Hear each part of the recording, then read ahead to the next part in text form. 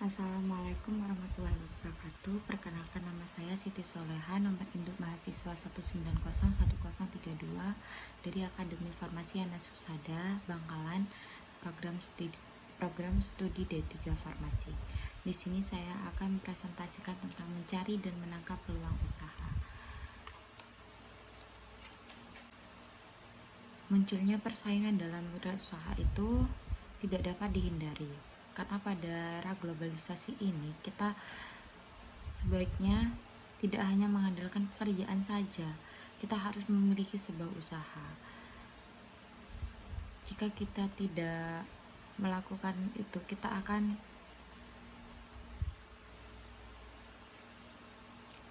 ketinggalan dari orang-orang yang sukses. Karena di zaman sekarang pengangguran itu sudah sangat banyak, di angka yang sangat tinggi daripada angka entrepreneur.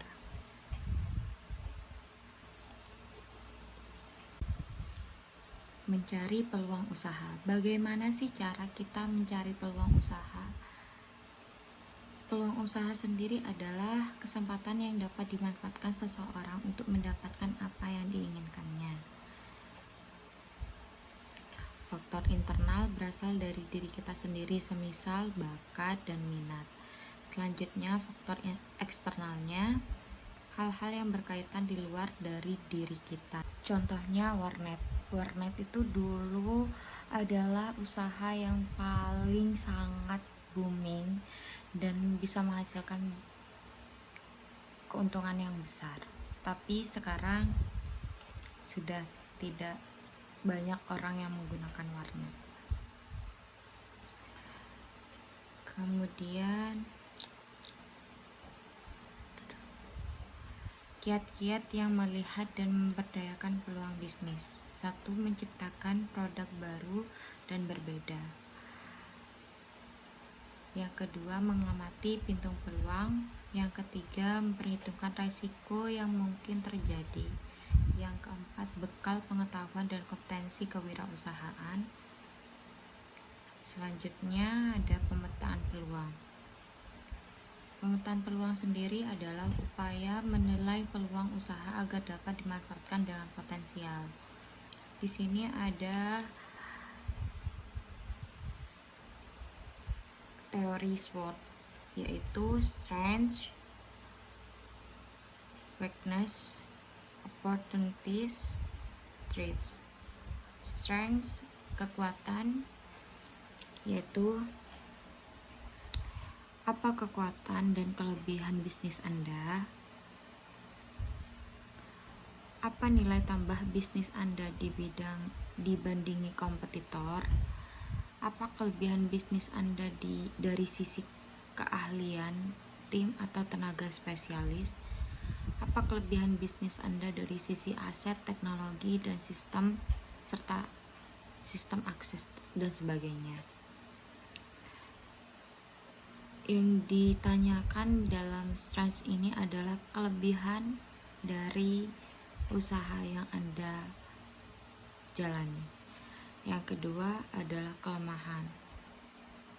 Hal apa yang masih dibutuhkan oleh bisnis Anda? Apa yang masih perlu dibenahi di tim bisnis Anda? Aset apa yang masih perlu ditambahkan untuk menunjang bisnis Anda? Apa yang membuat kompetitor Anda lebih maju dibanding bisnis Anda? Yang di weakness sendiri itu adalah kekurangan dari usaha yang sedang dijalani. Yang ketiga adalah peluang. Apakah target pasar Anda terus bertambah baik? Apakah bisnis Anda menarik? Apakah media sosial dapat membantu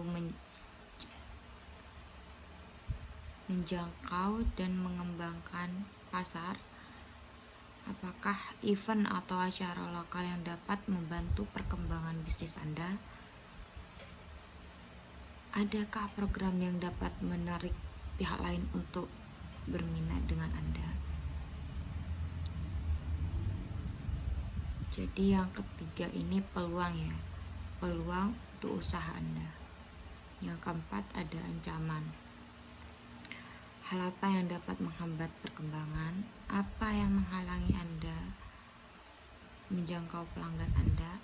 Adakah pesaing kompetitor di wilayah Anda? Adakah kebijakan yang dapat menghambat perkembangan bisnis Anda? Adakah perubahan tren pasar yang dapat menghambat bisnis Anda? Selanjutnya adalah persiapan untuk menangkap peluang. Yang pertama, melakukan riset bisnis atau produk.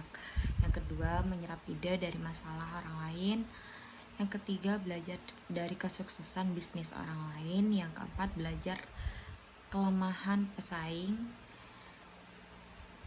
Yang kelima, mengikuti perkembangan tren.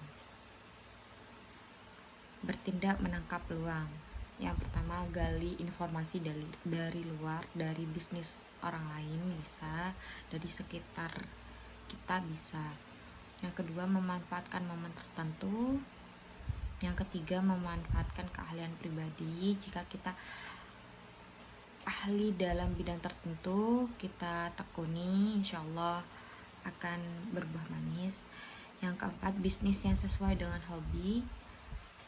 Jika kita hobi itu adalah hal yang menyenangkan, yang kita lakukan itu bisa membuat diri kita senang. Jadi kita kalau berbisnis dengan hal yang kita suka itu akan kita jalani dengan bahagia, tanpa tekanan, tanpa beban.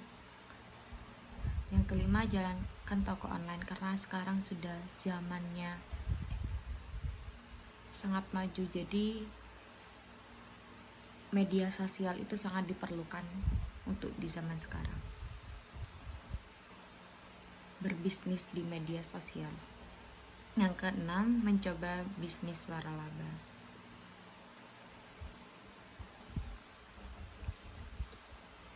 Sekian presentasi dari saya, kurang lebihnya mohon maaf. Wabillahi taufiq. Sekian presentasi dari saya, kurang lebihnya mohon maaf. Wabillahi taufiq wal hidayah. Wassalamualaikum warahmatullahi wabarakatuh.